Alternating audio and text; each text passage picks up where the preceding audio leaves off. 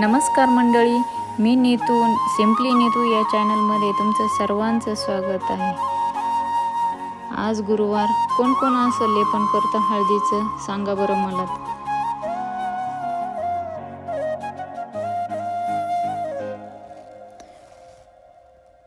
हळदीचं लेपन जरी इतर वेळेस नाही केलं तरी गुरुवारचं करीत जाता आईंनो।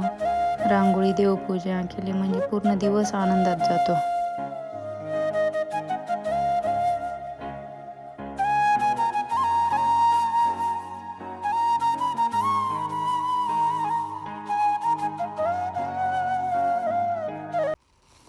रात्री इडलीसाठी पीठ भिजू घातलेलं होतं, मग सकाळी त्याचे डोसे इडली करून घेतलं। आता किती करा पण दिवसभर काय ते पोट भरत नाही, पण ते राडा दिवसभर किती पडतो।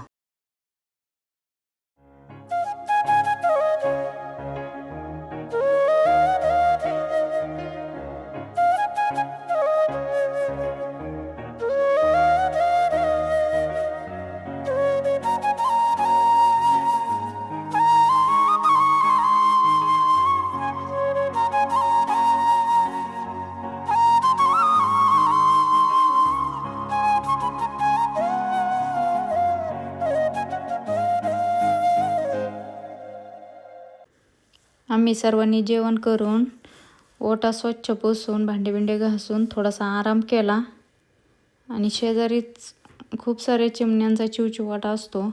त्यांनी एक छोटंसं घरटं बनवलं होतं। कुंडीतच एक झाड होतं आणि त्या झाडालाच त्यांनी ते घरटं बनवलेलं होतं।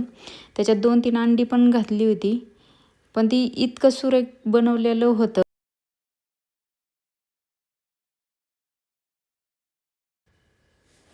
बऱ्याच वर्षांनी ब्रह्मकमळाला फुलं आली होती।